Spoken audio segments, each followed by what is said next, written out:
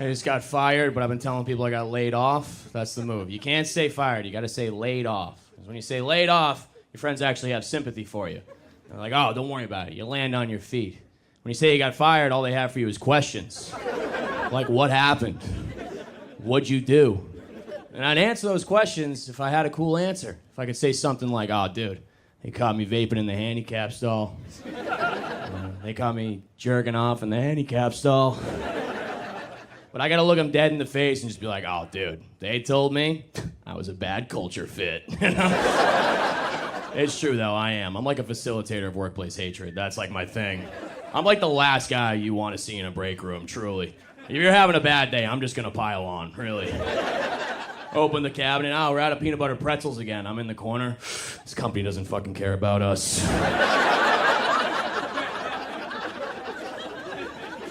Look, I can't be the only person that actively roots against their company to fail, right?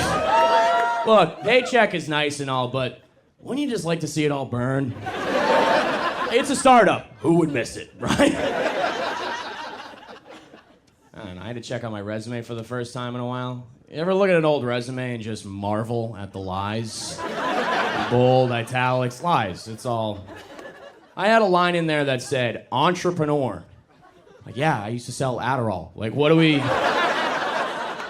I don't feel bad talking about that either, because I don't think you can overdose on Adderall. Like, I don't know if that's true or not, but I'm not like a doctor or a reliable guy. I've just never seen an episode of CSI where they walk into a dead guy's place like, must have been an extended release. All this guy's chores are done. I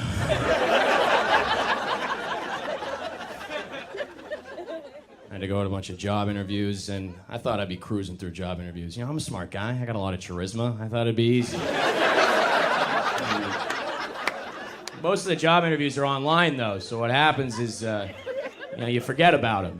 You're farting around the computer, you're watching a hockey fight compilation, and a Zoom window pops up. You're like, oh, here we go. All right. And, you could skate on charisma for, like, most of the small talk, but... Then they start to really hammer you with the tough questions. They'll go, Alec, can you name a time in your life when you faced adversity? You ever been so unprepared it comes off as white privilege? I'm like, adversity!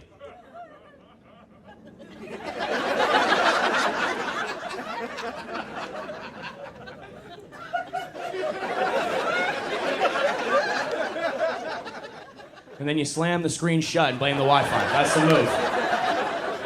Would you want me to wait and be like, oh, this one time at sailing camp, there wasn't any wind, like... I'm gonna blame the Wi-Fi. I got a temporary job right now. I'm a substitute teacher. If you ever wanted to find out how your friends really feel about you, just tell them that you're teaching. So they'll just say things to your face like, wow, they must really need people, huh? Yeah, there's a shortage of heroes right now, actually. It's always your buddies that work in, like, tech sales or something. And I would never say that to them about their jobs. I'd never be like, wow, they must really need a washed-up D3 athlete with a coke problem, huh?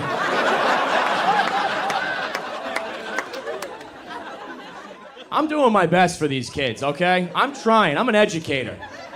It is tough. I did a whole lesson on apostrophes the other day. I think it was all wrong. I think the whole thing was wrong. They're asking me, like, how do I know if it's possessive? I'll sound it out. I don't know. Good part about being a sub, though, for the most part, your job is just throwing on a movie and then watching the first half of that movie 6 times in a row during the day. By the time you get to 7th period, you're like, look, kids, we're starting Mulan from the middle, okay? I gotta find out this bitch defeats the Huns. I'm losing my mind. And I don't like that word sub either. I think that's very demeaning to me, okay? In my classroom, I am not a sub. I am the dom, all right?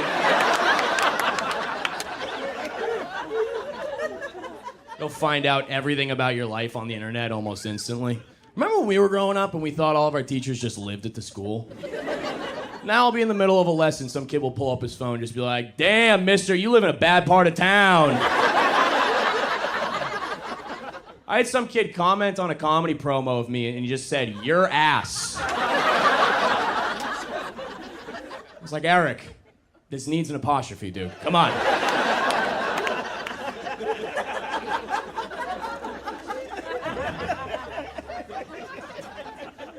I'm trying to get a girlfriend right now. I put having a girlfriend on my vision board. It's a big goal for me. Don't laugh at that. I don't know. Look, everyone's got a girlfriend now. Even like the weird friend in my group, he's got a girlfriend, and she's way out of his league, like suspiciously out of his league. But she says it's because he has big golden retriever energy. You heard that? Big golden retriever energy. I don't know. I think it's kind of cute. It's cute. It's fun. Like, I'm gonna start saying that. Big golden retriever energy. We were all calling it mild autism. So if you met Dave, he's a biter. Just dating as a whole, I'm feeling very hetero-pessimistic about it. I'm a straight guy. Any other straighties? Straighties? Woo! I'm trying to make that into a like we see each other. It's not really catching on. I'm working on it. I'm not a trendsetter. I just do my best. I don't know. I just as a whole, like as for a straightie, you know, it's as a guy, it feels like I'm always just giving dating advice I didn't ask for, especially on social media. On my feed, it'll just be beautiful women with their phones in front of their face saying things like, hey guys, here's the 13 things you do that give girls the ick. Number 1, existing. Number 2, ankle socks. I'm like, all right, should I go to Kohl's or kill myself? What's the move? I'll do both. I'll try.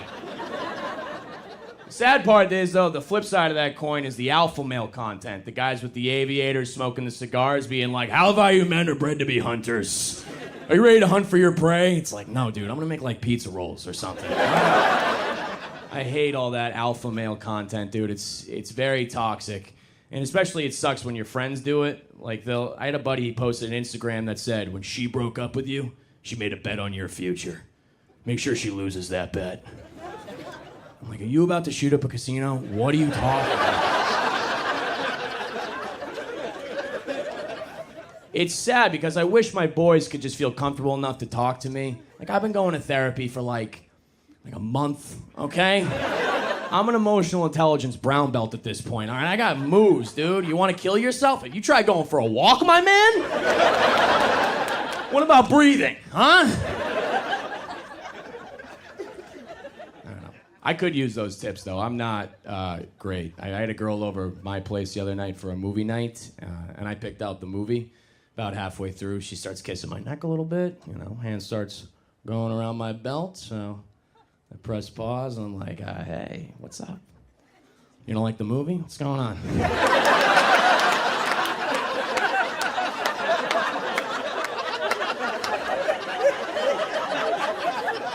I know you want to Netflix and chill. This is HBO Max and pay attention right now. Okay?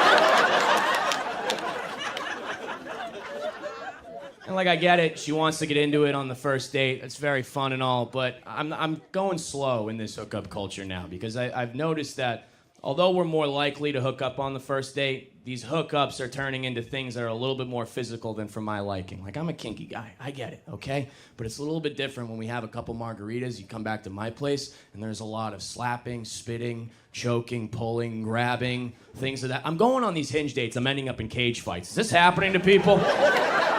I'm wearing a condom and a mouth guard. I'm not having fun anymore. I'm kidding. I'm just wearing a mouth guard. Come on, Ryan. Ah, come on, give me that. He doesn't want any part of it, but play along. And look, we're all kinky people, right? I like being kinky. That's very fun. But there's a difference between being kinky and being open hand slapped in the face when you don't see it coming, okay? She's riding you cowgirl and just whack! You like that? I'm like, yeah, that was hot. Give me a second, my eyes are coming.